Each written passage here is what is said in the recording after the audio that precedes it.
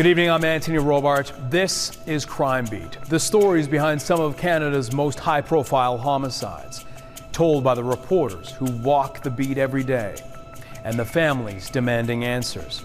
We reveal the shocking evidence as it was uncovered by investigators in their quest for justice. Tonight, a Toronto teenager killed at school, the first murder of its kind in the city's history. I tried to help him.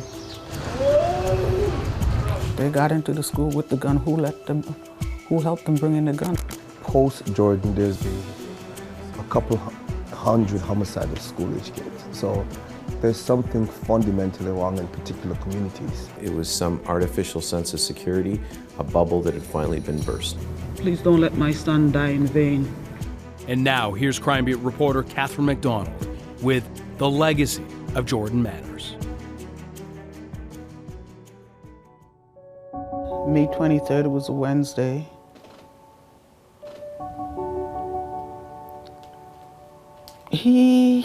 Normally he will say he was leaving. That morning he didn't say anything.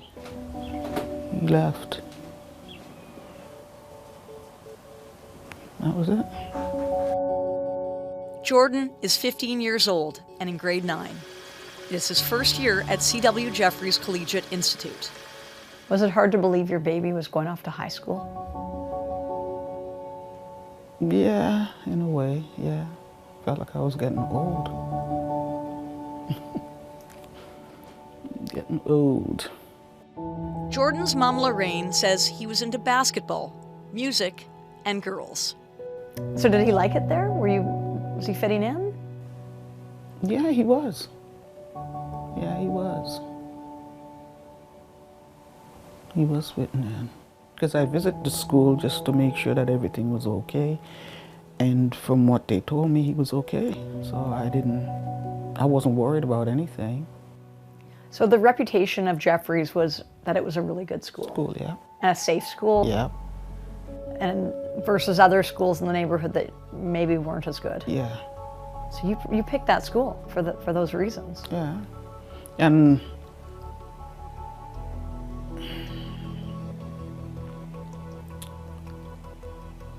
I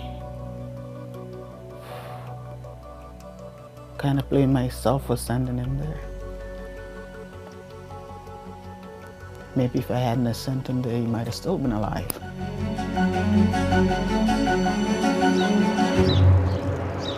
That Wednesday morning, Jordan heads off to school.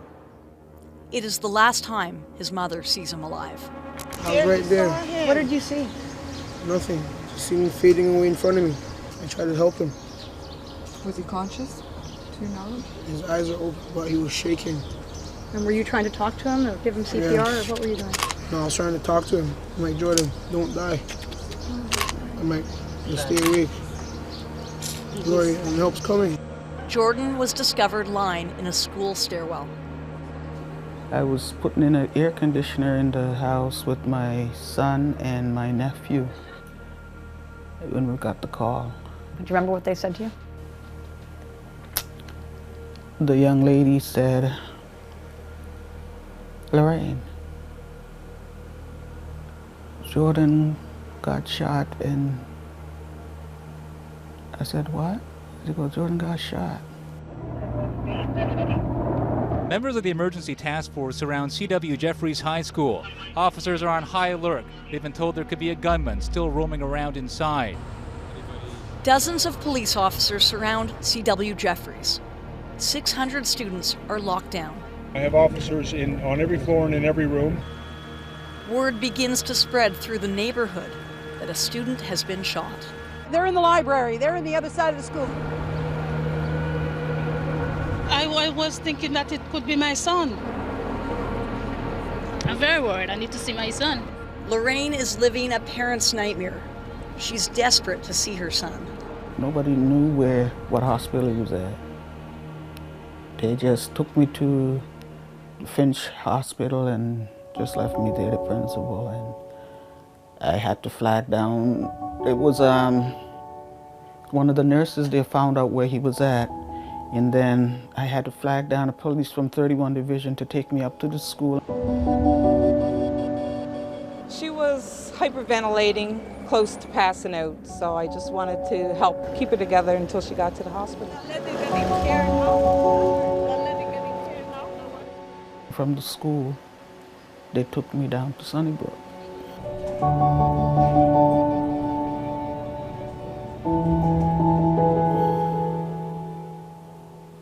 And we waited and we waited.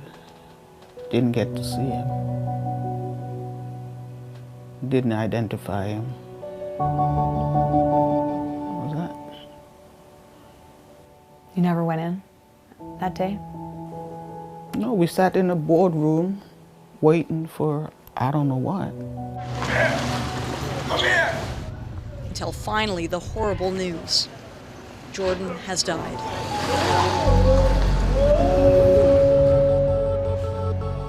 The first student shot and killed inside a Toronto school.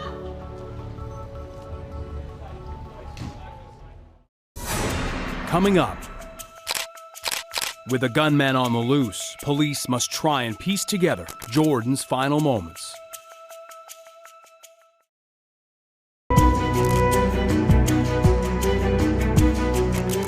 15-year-old Jordan Manners has become the first student shot and killed inside a Toronto school. Now back to Crime Beat's Catherine McDonald with the legacy of Jordan Manners.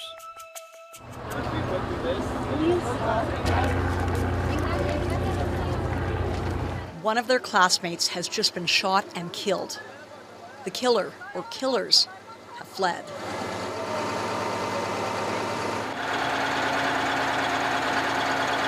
The school lockdown is over, but rumors are now swirling, and students are scared. I think they were shouting at each other. Some students will only talk if we promise to hide their identities. A fight began. People started fighting. Then over the fireworks, they went inside the school, and yeah, someone got shot. The people who do know are keeping their mouths shut for their own safety. They don't want to tell people, and then for that reason, they're going to get shot. There are conflicting stories, but a scenario of what happened is beginning to emerge. Students report hearing the sound of firecrackers go off outside their classroom window. They say they looked out the window and saw a student collapse on the schoolyard and then stumble through the main doors. They say they were told that same student dropped down behind a doorway at the bottom of the stairs, near the school pool, on the school's main floor. But why Jordan? Was he targeted? Did he know his killer? I know he was always like happy and like he always was joyful and he wasn't rude, he wasn't anything. Were you worried about the group? No, I wasn't worried about nothing with Jordan. Jordan's older brother, Calvin, tells me he had always tried to guide his little brother in the right direction. Don't get yourself in trouble with the law. So for him to be the victim of a shooting? It's harsh.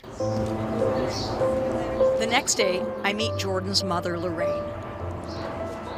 She's numb and unable to understand why anyone would kill her youngest child.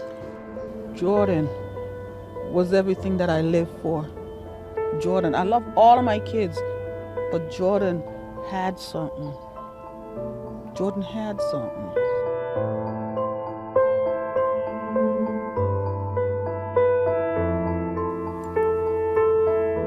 He was a great kid. He was great. You know, if he was a bad child, I'd tell you that, but he wasn't. He was a great kid. He was sweet, cute. Everybody loved Jordan.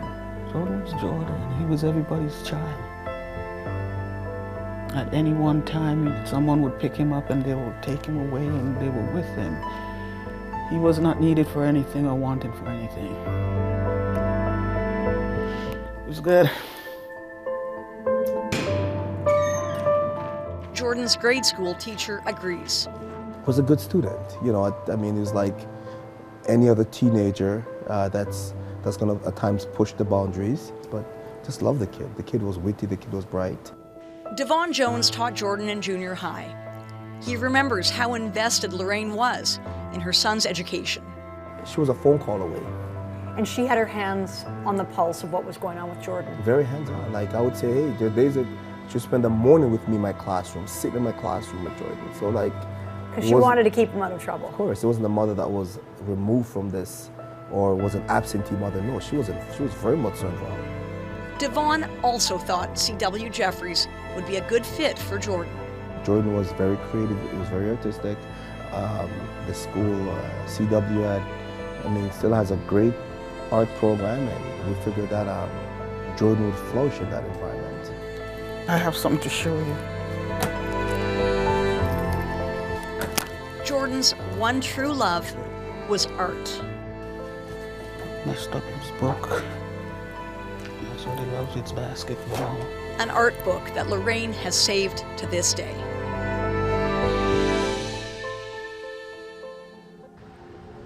The police initially appear to have few clues, but Jordan's mother questions their strategy during those early days of the investigation. When did police come and talk to you? When did you find out what was going on? Because I'm sure you're like... I didn't speak to any police at all. Until when?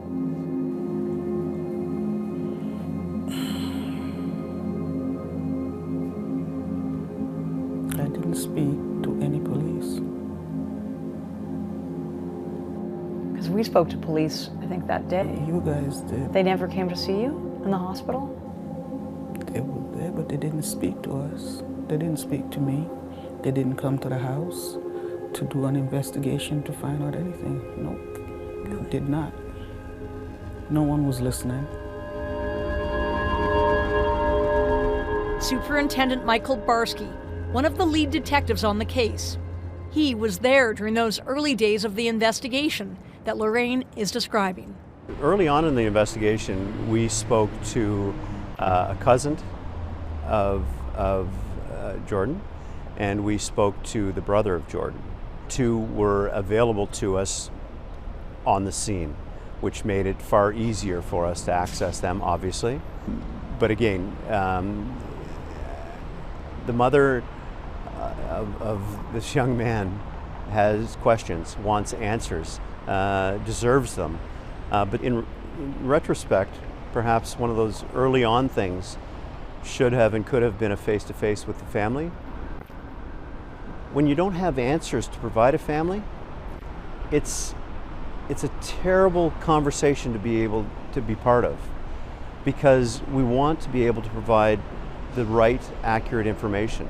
I always hear about the notification of the family, especially as someone who's been doing this now 25 years. I always know we have to be very careful before we go with a name, because we don't want to be the ones to tell the next of kin. Is there now protocols about going to speak with family at their home, like the mother in particular or the father? And certainly in any case, in homicides in particular, we absolutely do. But you point out a very valid piece to that. You know, positive identification of the individual is paramount as well. You know, we would never want to knock on the wrong door. And so as we're balancing all of the moving pieces, the people that want to speak to the police, the crime scene, the clearing of the scene, the managing of all of the outcry from family and friends who wanted answers as to where their loved ones were, all of those things very quickly consumed 6 or 8 hours. In a different scenario, in a different type of investigation, perhaps in the first hour we could be at the doorstep of the family. That wasn't the case here. I won't make any excuses as to why we weren't able to speak with Mom early. Certainly it's something that we reflect upon and ask that question for the next case. As police work hard to track down Jordan's killer, friends and family gather for a candlelight vigil on the front lawn of C.W. Jefferys. It's just hard for me because, like, someone that I knew closely just disappeared. Like, I can't believe what kind of person would do this. Hundreds come out to show their support and to join Lorraine in demanding justice. We don't want anybody else to get hurt, not even the person who created all of this turmoil. Even Toronto's mayor joins in, speaking out against gun violence. It's time for us to say we're not going to put up with it anymore.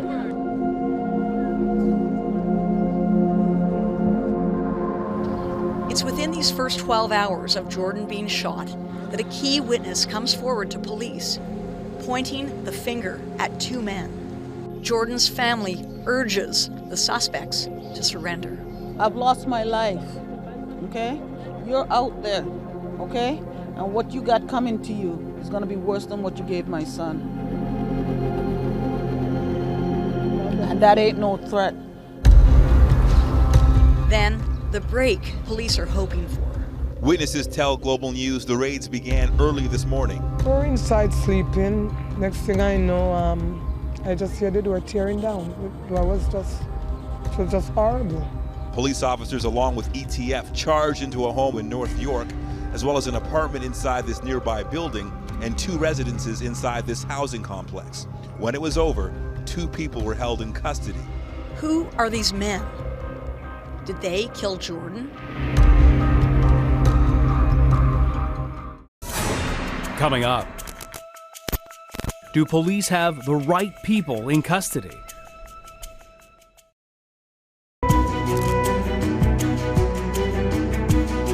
Police have raided homes and arrested 2 men in connection to the shooting death of Toronto teen Jordan Manners. We now return to the legacy of Jordan Manners with reporter Catherine McDonald, who, back in 2007, was there on the ground covering this developing story. At the house where the first suspect was arrested Sunday, Marcia Campbell says police have made a terrible mistake. I think they have the wrong persons. And I believe the killer is still out there running around. Media reports at the time described Marcia Campbell as being a friend of the accused, where he had spent the night. She says the accused, who was by Jordan's side when he died, was questioned by police Wednesday night. He even went to the barbecue with the victim's family over the weekend to pay his respects. They told me that they didn't have evidence on him, so they have evidence now, so that's why they come. The second accused, who turned himself in last night after police released his photo calling him armed and dangerous, lives in this high-rise building in the Jane and Finch neighborhood. Those who know him say he has a newborn baby and say he wasn't hiding from police. They arrested 2 young men, right? Yeah. Had you told them anything yet at that point? We kept trying to tell them from what we heard, did it. They weren't listening. So you had been hearing stuff. What do you think happened? They said he was shot. People tell me that he was in the gym playing basketball, and they called him from the gym to come to the bathroom, and he went, and that's when whatever happened. So these 2 young men were arrested, and from the beginning you didn't feel they were the right people? No. The accused are only teenagers, but not students at the same school. They are charged with the first-degree murder of Jordan Manners. All I can say is that the family is very upset and shocked by his arrest. We really have no details at this time, and the family is praying for their son, and they send out their condolences to the family of Mr. Manners. You were able to speak with your son today? I watch at the courthouse as the mothers of these 2 teens try to avoid the swarm of media following this high-profile case. Minutes earlier, this mother fought back tears as her son and another 17-year-old who can't be identified under the Youth Criminal Justice Act made their first court appearance. Finally, the police are talking. The head of the homicide squad tells us that weapons have been recovered, but a motive is still unknown. Police also thank the witnesses who broke the so-called code of silence by coming forward. This is one more example of the community getting together, being courageous, and stepping up to the plate, I believe is one of the terms I've heard used or read about in the media. They're doing that. I just wanted to know why. Why? Why did the hall monitor open that door and let those boys in? What were they doing in the school when they should not have been at the school? So if they got into the school with the gun, who helped them bring in the gun? The day before Lorraine is to bury her son, she holds a news conference. Maybe they'll have to bury me too. I don't know. Gotta be honest, is what I'm feeling. I'm just asking for all your support. Please don't let my son die in vain. There's a couple of tragedies here. There are now 2 young people that are behind bars. A lot of these issues existed before those 17-year-olds were born. That's been continuing. So someone needs to look at the root cause rather than, putting this all behind us next week. Lorraine is asking for two things: an inquest into the circumstances surrounding her son's death, and a provincial youth commissioner to help solve the crisis of gun violence. Make it right for my nephew, make it right for my sister, make it right for his brother and his sisters, make it right for the community in which they live. I'm ashamed of myself that it took this happening for me to kick myself and say, wake up. And I'm now going to kick everybody and say, wake up. As Lorraine fights to ensure that Jordan did not die in vain, she still needs to bury her son.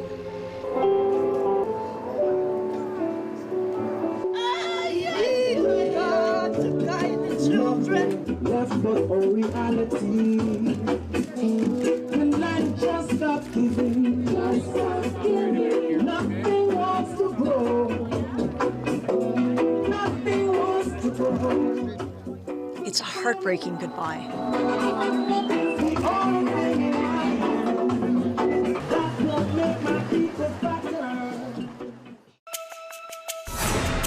Up next, exposing the truth when it comes to violence in schools, and a controversial move by the school board.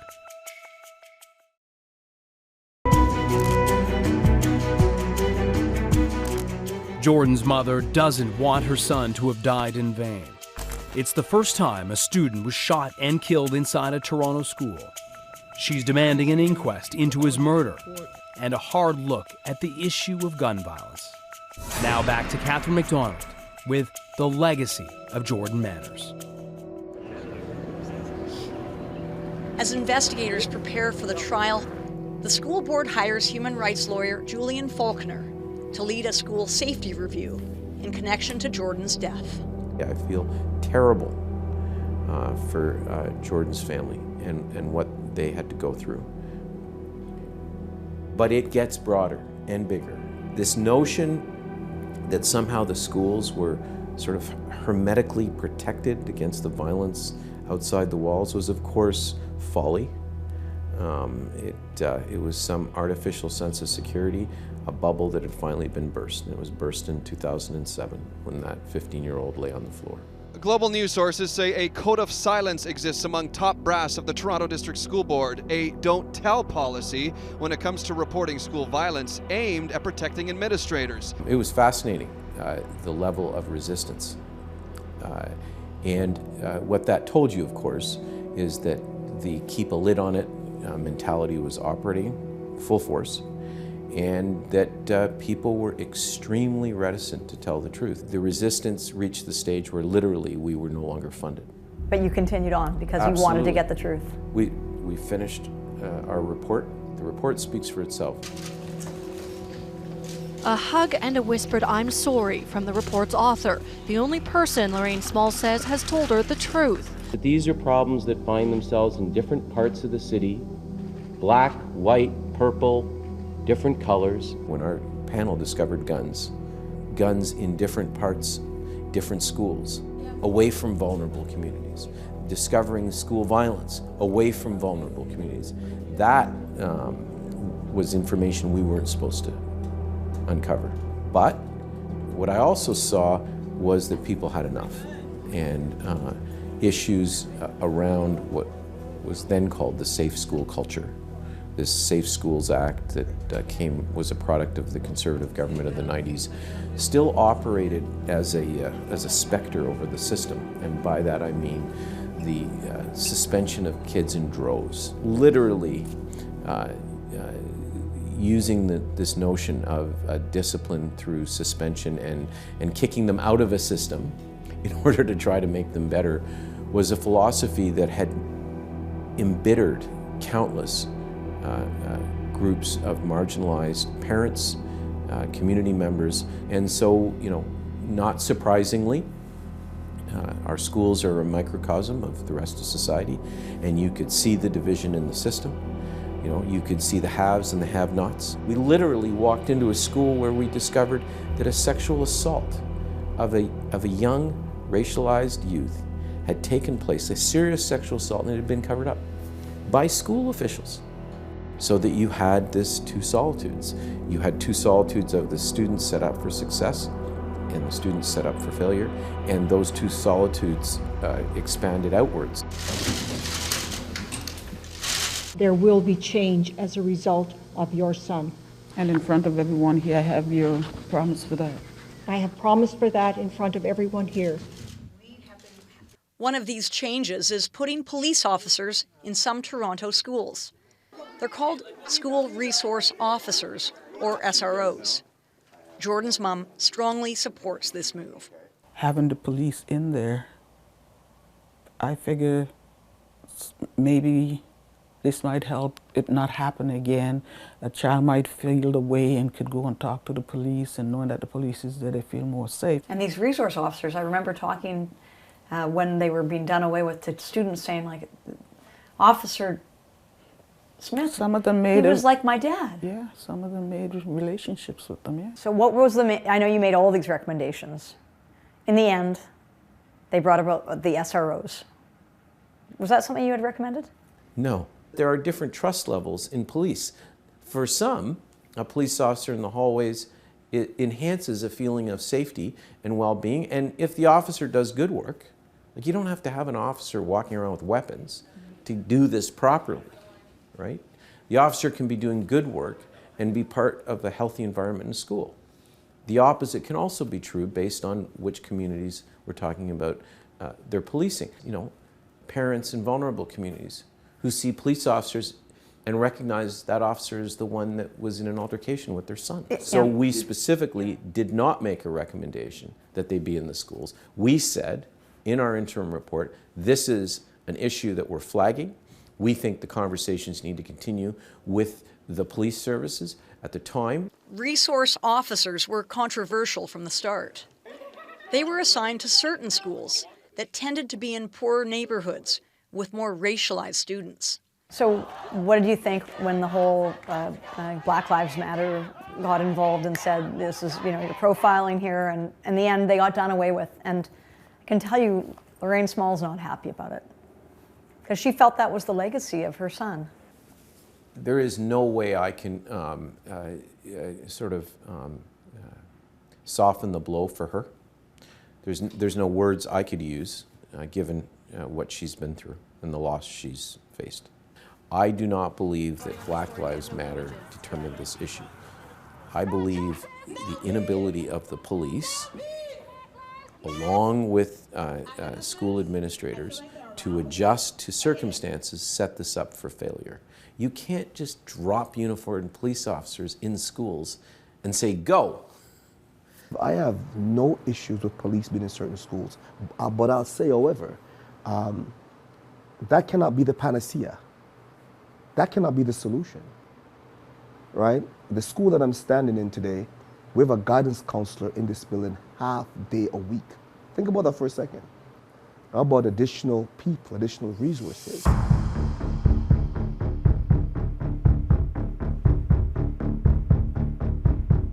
As the years passed, Lorraine found ways of keeping her son's memory alive.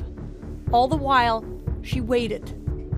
In 2010, 3 years after Jordan was shot, the trial finally gets underway. The gun never found. All we know is that Jordan died from a single gunshot wound to the chest. The accused gunmen, only teenagers, pleading not guilty. They are 17 and cannot be identified. Lorraine, any thoughts before you go in on what you're going to witness today? The prosecution argues that Jordan was walking with the two accused when a gun was drawn, pointed to his chest, and fired. They allege the motive was robbery of a gold chain, a cell phone, and a wallet. Crown attorneys have witnesses place both of the accused in the school at the time of the shooting. One witness says she saw JW drag Jordan down the stairs like a rag doll before robbing him and leaving him to die. And the gym teacher testifies he saw one of the men standing over Jordan, watching as the teen died. But defense lawyers counter with their own version of events, a much different story. They argue the shooting was an accident, that Jordan was fascinated with firearms, that he was looking at a gun in the boys' washroom when it accidentally went off and hit himself in the chest. They try to make it look like he was in some gang or something. Do you think Jordan's death had anything to do with a gang? Jordan was not in any gang. But do you think the kids that, or whoever did this was involved with a gang? I don't know.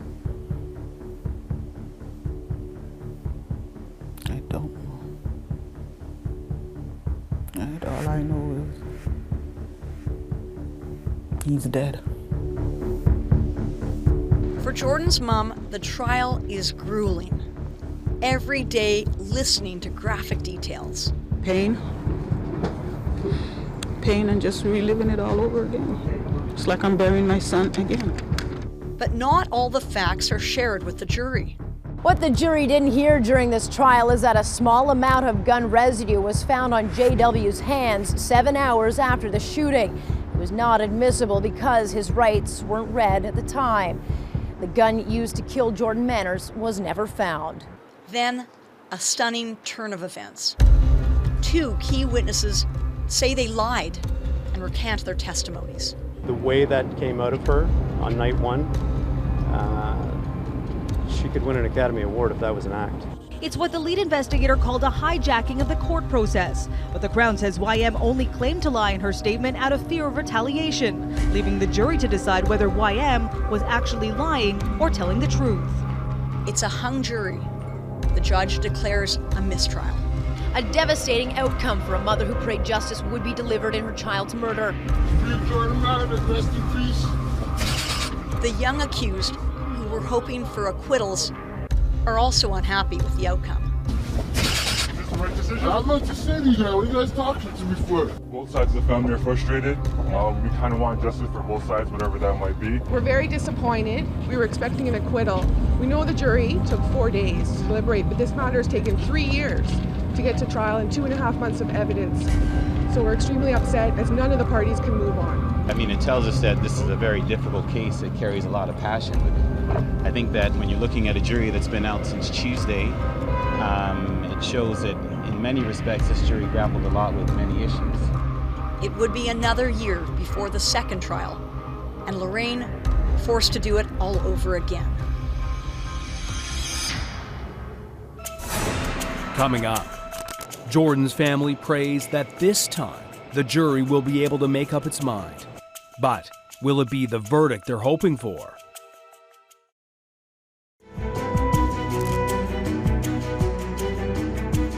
For 4 years, Lorraine has been grieving the loss of her son, 15-year-old Jordan Manners.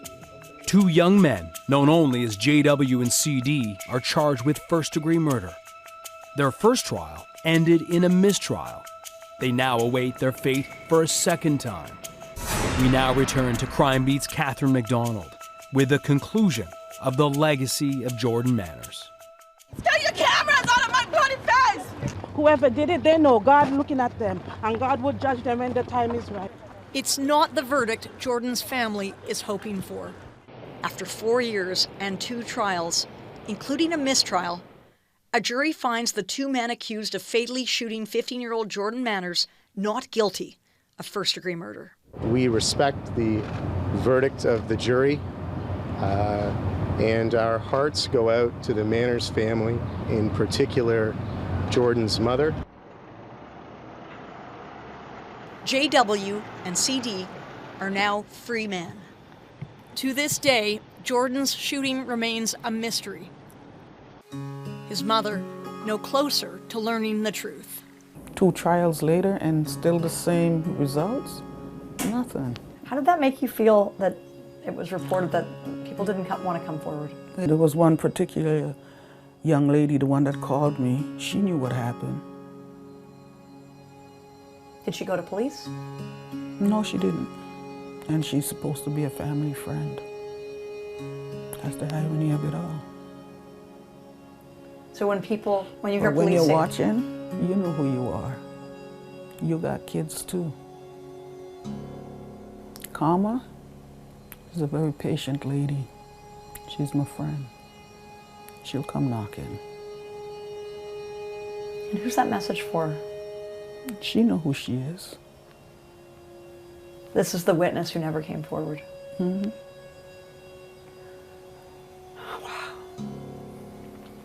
So that must have been very difficult, knowing that... It still is difficult. Knowing that someone knows and they never went to police. Mm-hmm. You think that person could still do the right thing? After 13 years?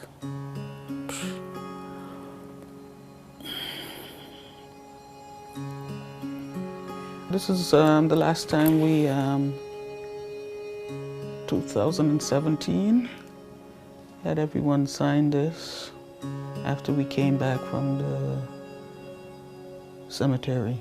We were right at the creek at Pioneer Village. This is the paper that they use in Pioneer Village days. So there used to be a lot of garter snake coming into the yards and into my neighbor's house and stuff like that. And he was the one that they called to pick up the snakes. He loved the creek. Loved being in the creek, exploring. He loved it. This shirt. Jordan's mother has since moved away from the creek and the area around Toronto's Pioneer Village. But the daily reminders are still tough. She often returns to visit the memorial created to honor her son. Until one day, she gets a surprise. I'm looking for my son's tree that the school board planted for him, and I'm saying, like, what happened? And I don't see the tree. It's another betrayal for a mother who is still grieving. Part of the problem is that few staff are left from when Jordan was a student there. As for the plaque, there was a plaque some time ago, but I don't know why, but that plaque is missing and has been for some time. The school board maintains the tree was moved about 20 meters during the construction of the playground last summer. But Lorraine Small does not believe the tree she was shown is Jordan's tree. I don't believe that's the tree. 1 week later, the school board admits that the original tree was in fact removed altogether. We are here to remember and memorialize Jordan Manners. Today, a rededication ceremony outside the school where Jordan was an elementary student. We remember Jordan. We hurt for what happened to Jordan. Jordan's family presented with a new tree, a new plaque, and a bench to sit on when they come visit. His mother relieved it's been replaced and grateful to Global News. It would have been basically swept under. Would have been swept under the rug. I'm told there are literally hundreds of memorials like this one across the TDSB. The board says as a result of this mistake, they've now implemented new procedures to ensure this never happens again. The new system ensures every memorial tree and plaque is logged on the board's site plans and has to be checked by the principal and facilities staff regularly. It never gets easy. People say to move on. It's easy for everyone to say to move on. But I just can't.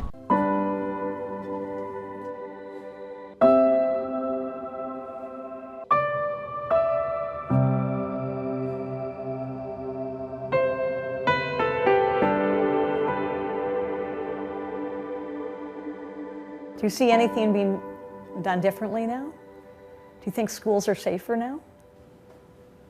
I think people are more able to engage over the issues. They're more able to talk about the issues, and I feel proud that we identified the issues. I know that's a weaselly answer, but the idea that, quote, schools are safer now, that's just pie in the sky. I can't even answer that with a straight face. What is clear is that I think we form part of a very important conversation.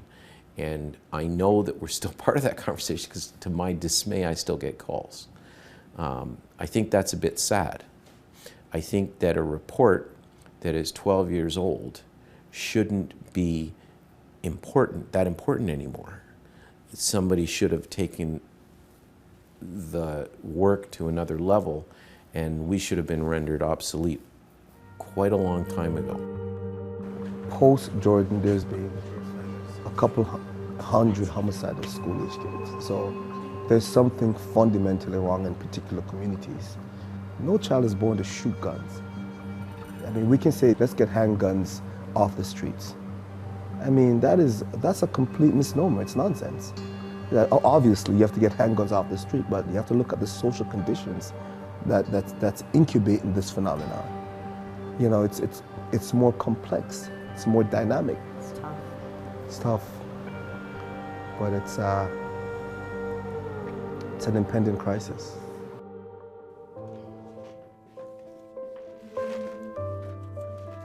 So it's funny because we talked about don't let my, how your son, you didn't want his death to be in vain. In fact, at a news conference, you said that. You said, don't let my son die in vain. Mm-hmm. And he did, because like I said, for a while it worked, and then they took the resource officers out of the school, so.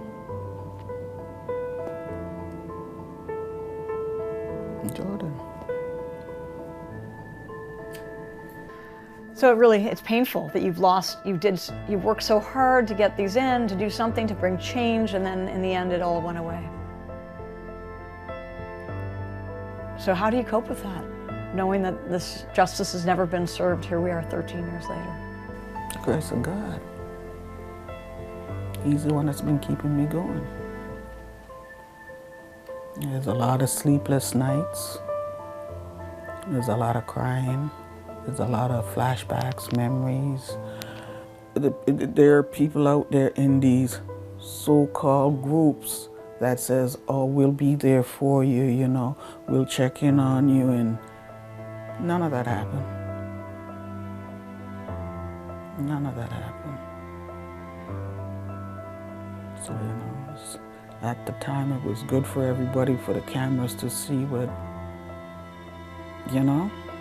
for them to say this and say that. Who's been here? Who's been here? Catherine.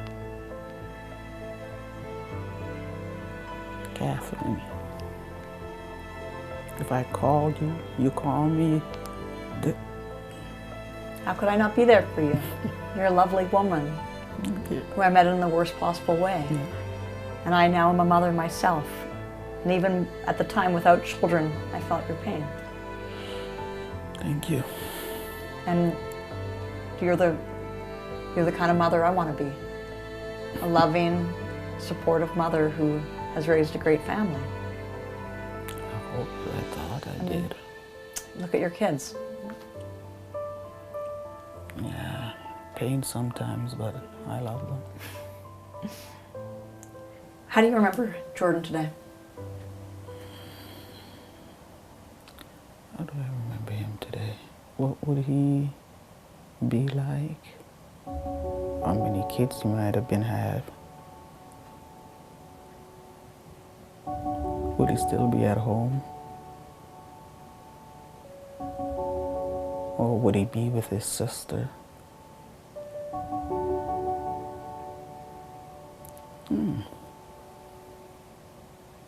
I just miss him. Yes. Those nights when you need somebody just to say that one thing, and he was that. Say that one thing and change me.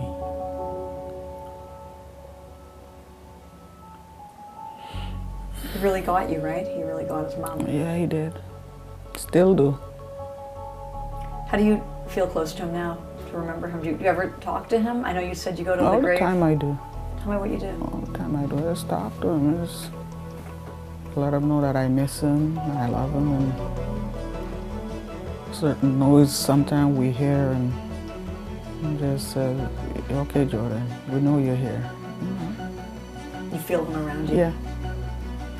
He's not here in body, but he's in spirit. To this day, Jordan Manor's shooting remains unsolved, and the problem of gun violence has not gone away. Kids Jordan's age are still being killed by guns. A solution is desperately needed. All the while, Jordan's mother continues to hope that her son did not die in vain. I'm Anthony Robart. Thank you for joining us tonight on Crime Beat. For more on this story and other high-profile Canadian cases, check out Crime Beat Podcast. You can listen for free on Apple Podcasts, Spotify, or on CuriousCast.ca.